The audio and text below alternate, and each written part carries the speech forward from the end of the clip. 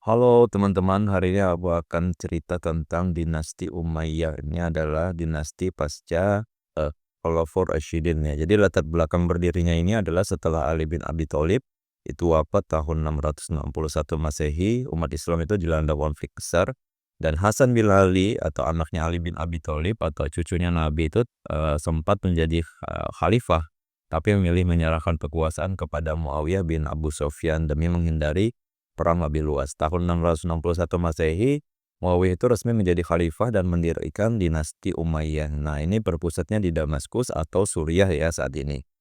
Ciri kepemimpinan dinasti Umayyah itu sistem pemerintahan itu berubah ya dari musyawarah ala Khulafaur Rasyidin menjadi monarki turun-temurun. Padahal pesan Hasan itu jelas tetap musyawarah. Nah, khalifah tidak lagi dipilih oleh umat tapi diwariskan kepada anak keturunan. Struktur pemerintahan makin modern, ada gubernur, ada dewan ya, kemudian ada bagian pajak dan angkatan militer yang lebih terorganisir.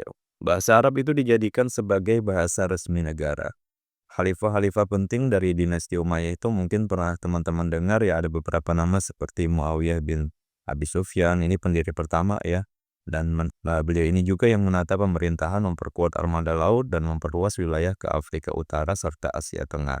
Kemudian juga ada Yazid bin Muawiyah. Jadi masa pemerintahannya ini diwarnai tragedi besar.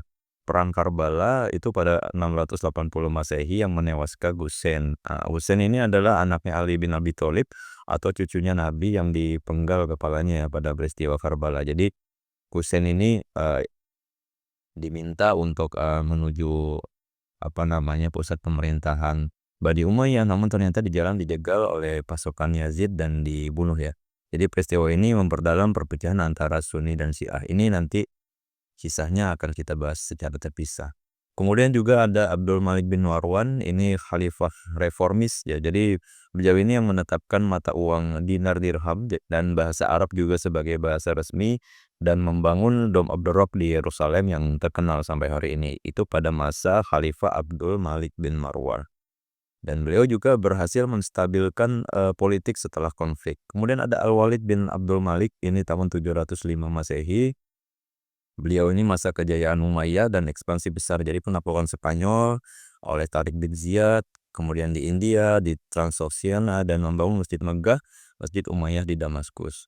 Ada juga Umar bin Abdul Aziz, sering disebut khalifah yang adil ya, dan menganggap Khulafaur Rasyidin kelima. Jadi menghapus pajak bagi non-muslim yang masuk Islam, mengembalikan tanah rampasan, hidup sederhana dan adil. Namun masa pemerintahannya singkat, hanya 2,5 tahun. Dan terakhir Marwan II, ini khalifah terakhir dinasti Umayyah di Damaskus. Dan kekuasaannya melemah pada Marwan II ini dan